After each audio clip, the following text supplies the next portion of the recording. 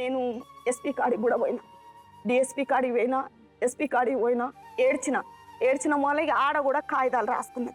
కాగితాలు రాసింది, జీతం ఇవ్వట్లేదు, ఏమి ఇవ్వట్లేదు అంటే ఇక మా అన్న వదిన మేమందరం కలిసి అక్కడికి పోయిన వల్ల పిల్లల్ని తీసుకొని పోతే ఎస్పీ గారు రాసిచ్చిండు మంచిర్యాలలో రాసిచ్చి వెంటనే ఆమె అకౌంట్ నంబరు అవి ఆధార్ కార్డు అవి ఇవ్వని చెప్పని ఇచ్చేసినప్పుడు ఇచ్చేసి ఒక్క నెల చేసిండు. మళ్ళా నెల డుమ్మా, మళ్ళా నెల 6వ నెల 5వ తారీఖు నాడు వ్యభిచారం కింద పట్టబడ్డాడు.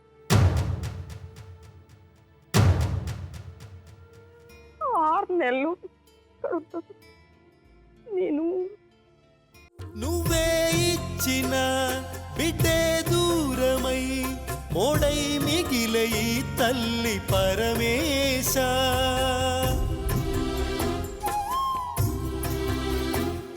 తల్లి కళ్ళలో పొంగే గంగతో గుండె తడిసిపోలేద జగదీశ.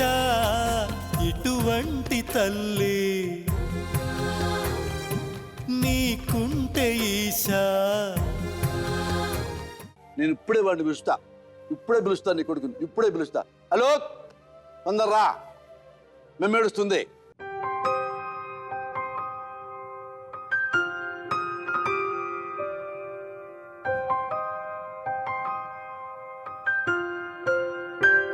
కాలే ఎందుకు ఉంటున్నావు? యాక్సిడెంట్ అయింది సార్. ఎన్నాళ్ళైంది? 7 years అవుతుంది. హాస్పిటల్లో ఉన్నావా? దెబ్బ తగిలినప్పుడు హాస్పిటల్. ఎన్నాళ్ళు ఉన్నావు? 1 year సార్. హాస్పిటల్ 1 year ఉన్నావా?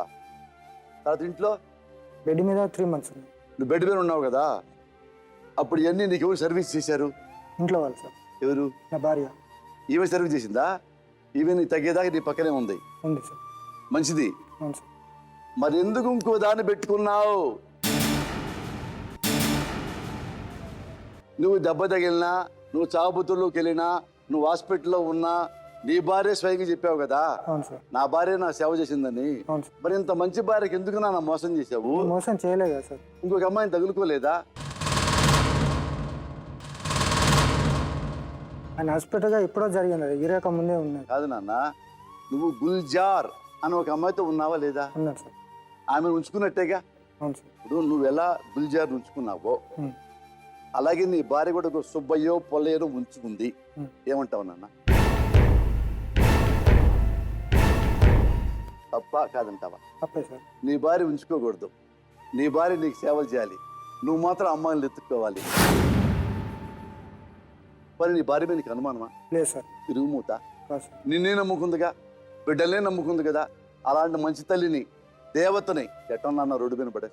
రోడ్డు మీద వేయలేదు సార్. అంటే 2 పూటలు అన్నం పెట్టినంత మాత్రాన, బిడ్డలకి బట్టలు ఇచ్చిన మాత్రాన నువ్వు ముగ్గుడు అయిపోతావా?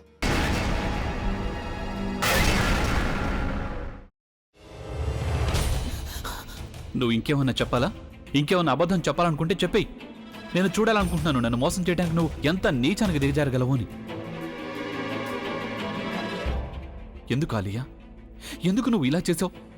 నీకు తెలుసు కదా, నానమ్మ తర్వాత నీ ఒక్కదానిని కదా నేను పూర్తిగా నమ్మేది. ఏమన్నావు నువ్వు? ఈ మధ్య అన్నిటినీ మర్చిపోతున్నావా? అది చాలు. వాటిలో ఉన్న శక్తి విషయాన్ని గ్రహించి మనకు వివరిస్తాయి.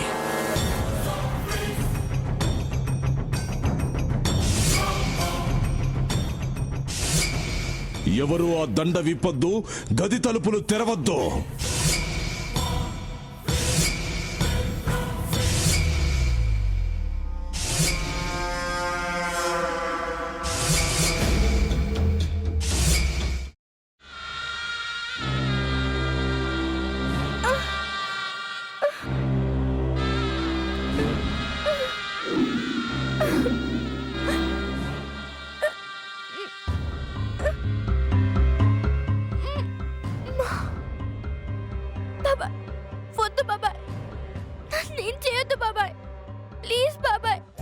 నీకు నిజం తెలిసినప్పుడే నా ఆలోచనలో నువ్వు చచ్చిపోయావు.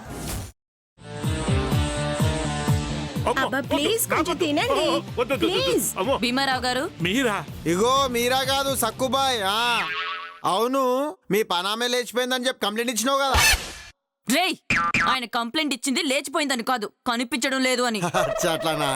సరే మేడం. ఇడియట్. ఆ వంట మనిషి పేరేంటన్నారు? రత్తాలు మేడం. ఏం పెద్ద మంచి, నీ వంట మంచిని కూడా మేడం అని పిలుస్తావా? రేయ్ హాఫ్ బ్రెయిన్,